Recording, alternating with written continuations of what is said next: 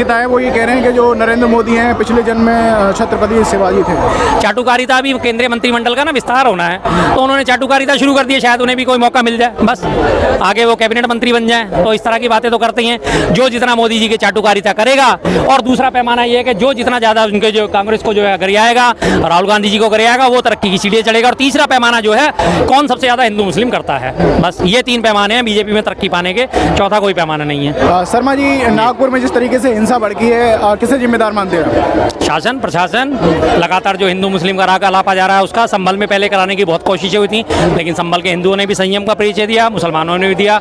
हालांकि कुछ वहाँ पे लोगों ने वहाँ जय श्री राम लिख के माहौल बिगाड़ने की कोशिश भी करी, लेकिन मुस्लिम पक्ष ने अपना संयम का परिचय दे के उसे विफल कर दिया। तो उसके बाद वहाँ काम नहीं चला, तो अब आके लेके दिल्ली देके वहाँ पे नागपुर में पहुँच गए लोग, नागपुर में हंगामा करना शुरू कर दिया। नागपुर में वही औरंगजेब की कब्र को लेके जो विवाद शुरू कर दिया, औरंगजेब की कब्र के बारे में करके अल्टीमेटली कुछ ना कुछ तो इन्हें चाहिए था, वो इन्हें मिल गया। कब्र बिज्जू लोग हैं, कब्र खोदने की पुरानी आदतें हैं, गड़े मुर्दे उखाड़ने की पुरानी आदत है बीजेपी की।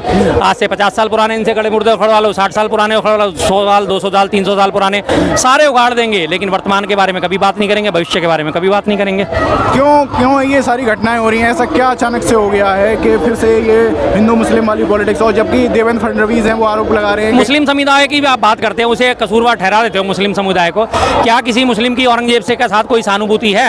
एक शासक था, बात खत्म। क्या किसी मुस्लिम को आपने औरंगजेब को पूजते हुए देखा है? औरंगजेब की तारीफ में कसीदे पढ़ते हुए देखा है? क्या किसी मुस्लिम को आपने औरंगजेब की कब्र पे जाके फातिहा पढ़ते देखा है? नहीं देखा होगा कभी भी। कोई नहीं जाता उसकी कब्र पे फातिहा पढ़ने, कोई नहीं जाता उसकी, जाता ना, जो था वो खत्म हो गया, जो दौर था वो निकल गया। आज पूरे 318 साल उस बात को हो गए औरंगजेब को मरे हुए। 1707 में औरंगजेब की मृत्यु हो गई थी, इसी मार्च के महीने में हुई थी, 3 मार्च 1707 को मर गया था। आज 18 मार्च है, 15 दिन, 318 साल 15 दिन आज इस बात को हो गए मरे हुए। उसे क्या मिलेगा उसकी कब्र उखाड़ के? और जो हिंदू अपने आप को हिंदू कहते हुए औरंगजेब की कब्र उखाड़ने का काम कर रहे हैं, क्या वो लोग हिंदू हैं? हमारे हिंदू धर्म में मरने के बाद आदमी को सम्मान देने की परंपरा रही है, चाहे वो दुश्मन हो, चाहे वो दोस्त हो, चाहे वो परिवार का हो, चाहे वो पड़ोसी हो, चाहे वो जानता हो, चाहे आप उसे नहीं जानते हो, लेकिन प्रत्येक मृतक व्यक्ति को सम्मान देने की परंपरा रही है। आप उस परंपरा का पालन कर रहे हो? नहीं कर रहे। आप उस परंपरा का दोहन कर रहे हो, आप उस परंपरा को विखंडित कर रहे हो, जो सिस्टम चला आ रहा है। सबसे बड़ा उदाहरण मैं आपको देता हूँ, रावण को हमारे यहाँ सबसे बड़ा व्यभिचारी माना जाता है हिंदू धर्म में, कि रावण जैसा कोई दुराचारी नहीं हुआ, व्यभिचारी नहीं हुआ, रावण बहुत दुष्ट था, रावण ऐसा था, रावण वैसा था। ठीक है जी, कहा जाता है, हर साल उसका पुतला जलाया जाता है, धर्म का प्रतीक था, न्याय का प्रतीक था।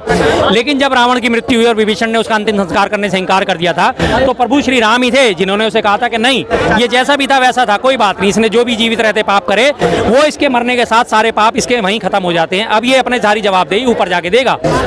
ये कहा जा रहा था कि एक अफवाह फैली, वहाँ पर जो है कुरान जलाई गई और कुछ जलाया गया, इसके बाद हिंसा भड़की। हाँ जी, अब वो अफवाह फैली है या कैसा है, अभी इसका जांच होनी बाकी है। उसके बारे में ये बताया गया है कि काफी हमारे कथित विश्व हिंदू परिषद के और बजरंग दल के काफी सारे लोग वहाँ औरंगजेब की कब्र के पास इकट्ठा होने शुरू हो गए, तो उन्होंने एक कपड़े पे लिखी हुई जो है उसकी कुरान की आयतें जो है उनको जलाने की कोशिश करी थी, जिससे फैली आयतें जलाने की कोशिश करी गई थी, जिसके बारे में बात फैली कि कुरान जलाई जा रही है। तो जाहिर सी बात है, आप किसी धर्म ग्रंथ का अपमान करोगे तो बुरा लगेगा। मेरी गीता का अपमान होगा, मुझे बुरा लगेगा। भाई साहब की कुरान का अपमान होगा, उन्हें लगेगा। किसी के गुरु ग्रंथ साहब का अपमान होगा, उसे बुरा लगेगा। किसी की बाइबल का अपमान होगा, उसे बुरा लगेगा। जाहिर सी बात है, बुरा लगेगा। तो जो चीज़ थी उसे भड़कने से रोकना चाहिए था, लेकिन उन्हें तो कब्र खोदने से फुर्सत नहीं है। ये कब्र उठाड़ के मिलेगा क्या? महाराष्ट्र सरकार को उस बात का अंदाजा नहीं था कि ये कंडीशन यहाँ तक पहुँच जाएगी। महाराष्ट्र सरकार को हर चीज़ का अंदाजा है, तमाम सरकारों को हर चीज़ का अंदाजा है, लेकिन सरकारें जानबूझ के इन चीज़ों को बढ़ावा दे रही हैं, हर चीज़ को बढ़ावा दे रही हैं। और टोटल आज की डेट में जो है हिंदू मुस्लिम गोल बंद करने के चक्कर में लगी हूँ। कोई सा भी राज्य हो, किस राज्य में आप बिगड़े हुए बोलों पे प्रतिबंध लगाते हो? आज दिल्ली में भी बीजेपी की सरकार है, एलजी साहब भी बीजेपी के हैं, दिल्ली पुलिस भी बीजेपी के अधीन है, एलजी साहब भी बीजेपी के अधीन है। अभी 3 दिन पहले की घटना है, सुभाष मोहल्ला गांधीनगर के पास है, वहाँ पे आने वाली ईद की वजह से लोगों ने, मुसलमान लोगों ने अपने अपने घरों को जो है लड़ियों से सजा रखा था, गली में लड़ियाँ लगा रखी थी। एक वहाँ पे निगम पार्षद का पति, क्या हैसियत है भाई उसकी?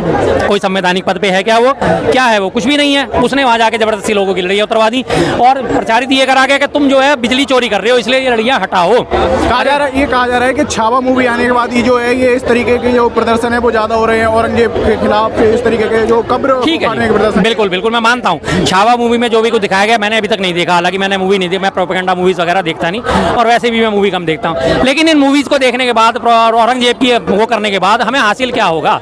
मैं सिर्फ सब लोगों से एक सवाल करता हूँ, 318 साल पहले मरे हुए व्यक्ति की कब्र खोद के हमें हासिल क्या होगा? क्या हमारा हिंदू धर्म इस बात की इजाजत देता है? क्या गीता इस बात की इजाजत देती है? क्या रामायण इस बात की इजाजत देती है कि मरे हुए व्यक्ति के साथ सम्मान से पेश ना जलाना, ये क्या हमारी संस्कृति इस बात की इजाजत देती है? मैं जो अभी बात कर रहा था रावण की बात, जब विभीषण ने इनकार कर दिया था ना, तो प्रभु श्री राम जिनका ये नाम लेके आज ये सारी हरकतें करी जा रही हैं, उन्हीं ने बोला था कि नहीं विभीषण, जैसा भी था तुम्हारा भाई था, इसका अंतिम संस्कार तुम्हें करना पड़ेगा, और सहसम्मान विधि विधान से उसका अंतिम संस्कार किया गया था, बिल्कुल किया गया था। और इसी तरह से महाभारत काल की अगर हम घटना लें तो महाभारत में दुर्योधन न्याय का प्रतीक माना जाता है, अधर्म का प्रतीक माना जाता है, उसका भी अंतिम संस्कार युधिष्ठिर ने खुद खड़े होकर करवाया था, क्योंकि उसका वो अनुज था, उसका भाई था, सहसम्मान तरीके से कराया जाता है। और रोज शाम को महाभारत का दिन में हुआ करता था, रात को जितने भी दोनों पक्ष से लोग मारे जाते थे, चाहे वो युद्ध पक्ष के इधर के हों, कौरवों की तरफ के या पांडवों की तरफ के, उनके अंतिम संस्कार में दोनों पक्ष के लोग शामिल होते थे। चाहे दिन में आपने उसी को तीर से मारा हो, लेकिन वो व्यक्ति भी शाम को अंतिम संस्कार में शामिल होता था, क्योंकि मृतक व्यक्ति के प्रति हमारी संवेदना शुरू से ही है। आपने हमेशा देखा होगा रास्ते में, कभी उसके रास्ते में, आपने मरकट के रास्ते में कहीं अगर कोई अर्थी जा रही होती है, लोग ऑटोमेटिकली देखते ही सिर झुका लेते हैं, जानते नहीं पहचानते नहीं कौन है, बुढ़ा है, जवान है, बड़ा है, छोटा है, कैसा है, कौन है, कोई नहीं पता उन्हें, कौन सी जाति का ये नहीं पता, ब्राह्मण है, दलित है, कुछ नहीं पता। लेकिन अगर अर्थी जा रही है, अर्थी को देखते ही लोगों का सिर झुकता है या नहीं झुकता? ये सम्मान देने की परंपरा है। आज 318 साल बाद गड़े मुर्दे उखाड़ के हमें मिल क्या रहा है, ये बताइए। आज राहुल गांधी ने संसद में कहा कि मोदी जी ने जो है महाकुंभ पर बहुत सारी बातें कही, लेकिन जो वहाँ पर मारे गए उन पर श्रद्धांजलि नहीं दी। तो मृतकों के मन में इनके लिए संवेदना है ही कहाँ? मृतक तो इनके लिए सिर्फ लाशें हैं, लाशों का जो व्यापार करना इनका काम है। लाशों को देख के कौन खुश होता है? गिद्ध लोग हैं ये, कब्र बिज्जू लोग हैं। कब्र बिज्जू एक जानवर होता है जो कब्रों में जो दफन हुए लोग होते हैं उनको निकाल के खाता है, उनके अवशेष खाता है, चाहे वो जानवर हो चाहे वो व्यक्ति हो, कोई भी हो। जो कच्ची कब्रें होती हैं उनको खोद के वो निकाल लेता है। तो ये लोग तो कब्र बिज्जू हैं। इन्हें जो 30-40 लोग मर गए, जो भगदड़ में लोग मर गए, उन्हें क्या लेने थे?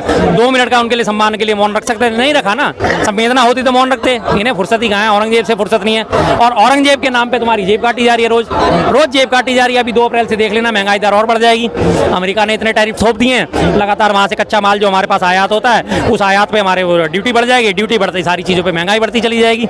आपकी जेब कटने के लिए तैयार है, आप उलझे रहिए औरंगजेब में। आपको क्या लग रहा है ये जो सारे मुद्दे हैं, औरंगजेब का मुद्दा है, ये मोदी अमेरिका जो ये मुद्दे ना उठ पाए, इस वजह से हो रहा है? बिल्कुल बिल्कुल, और किस लिए होता है? ये सारे का सारा हिंदू धर्म का मुद्दा या जो भी वो मुद्दे उठाए जाते हैं। अभी लोकसभा सत्र में जो राहुल गांधी जी ने सवाल उठाया, 1 घंटे के अंदर 76 लाख वोट कैसे बढ़ गए महाराष्ट्र में, मुद्दा दबा दिया गया। आपने भी बात नहीं करी इस बारे में, कोई दूसरा टीवी चैनल भी बात नहीं कर रहा, कोई यूट्यूब चैनल भी बात नहीं कर रहा। अल्टीमेटली लोगों को टीआरपी किसमें मिलती है? हिंदू मुस्लिम के दंगे में, हिंदू मुस्लिम के कलेश में। अल्टीमेटली लोग क्या पसंद करते हैं? टीवी सीरियल में सबसे ज्यादा टीवी सीरियल कौन से हिट होते हैं? जिनमें सास बहू का कलेश दिखाया जाता है, जिसमें ननद भौजाई का कलेश दिखाया जाता है, जिसमें सुबह से शाम तक षड्यंत्र दिखाए जाते हैं। वही चलते हैं ना, हास्य धारावाहिक नहीं चलते, एक्शन चलते हैं। या फिर एक्शन फिल्में आज तक सबसे ज्यादा सफल होती हैं, कॉमेडी फिल्में उतनी सफल नहीं होती। शोले फिल्म एक एक्शन फिल्म थी, पूरी तरह आज तक सफल रही, सबसे बड़ी सफल फिल्म मानी जाती है। लेकिन कॉमेडी फिल्में उतनी नहीं चल पाती। 1 बार देखता है, 2 बार देखता है बंदा, तीसरी बार उसे छोड़ देता है, मजा नहीं आता। मोदी जी तो तारीफ कर रहे हैं ट्रम्प की, कह रहे हैं कि काफी अच्छे दोस्त हैं वो उनके। करेंगे भाई, जब ट्रंप ने उनकी बाह मड़ोड़ दी तो तारीफ करना तो उनका लाजमी है। ट्रंप ने जब उनके ऊपर टैरिफ थोप दिया तो वो तारीफ नहीं करेंगे तो क्या करेंगे? अल्टीमेटली अपना ध्यान भटकाने के लिए लोगों का वो तारीफ तो करेंगे। नहीं, ट्रंप तो मेरा बहुत बड़ा मित्र है, ट्रंप तो हाउडी ट्रंप है। उस हाउडी ट्रंप ने 1 मिनट में इनको अपने ट्रंप को इनको हैसियत दिखा दी, 1 मिनट में टैरिफ थोप देने शुरू कर दिए। 1 मिनट में वहाँ पे हमारे जो अवैध प्रवासी गए हुए थे, जो अवैध तरीके से गए हुए थे, उनको हथकड़ी बेड़ी में बांध के बेच दिया। नेपाल जैसा देश भी तो है, कितना सा देश है नेपाल, दिल्ली की आबादी के बराबर नेपाल देश। उस तक के लोगों को अमेरिका ने चार्टर्ड प्लेन से भेजा, तरीके से भेजा, तमीज से भेजा, खिला पिला के भेजा, रास्ते में नाश्ता पानी भी दिया। और हमारे भारतीयों को कैसे भेजा? हथकड़ी पहना के, बेड़ियां पहना के। जब उस मुद्दे पे आलोचना हुई, अरे नहीं वो तो अपराधी थे, अपराधी तो ऐसे ही लाए जाएंगे, उस अपराधी ऐसे लाए जाएंगे तो नीरव मोदी को क्यों नहीं लाते ऐसे पकड़ के, विजय माल्या को क्यों नहीं लाते ऐसे पकड़ के, दाऊद इब्राहिम को क्यों नहीं लाते ऐसे पकड़ के, मेहुल चौकसी को क्यों नहीं लाते ऐसे पकड़ के हथकड़ी बेड़ियों में? लाए आप आज तक किसी को बांध के ऐसे? ला पाए ना, लाए ना ला पाए। दाऊद को लेके आएंगे, 2014 में वादा करा गया था, 2025 आ गई, 11 साल हो गए, आ पाया दाऊद? है हिम्मत तो लाओ ना उसे इस हथकड़ी बेड़ी में पकड़ के, नहीं ला पाएंगे। सिर्फ आम जनों के ऊपर आपकी ओर चलती है और इसके अलावा कुछ नहीं चलता।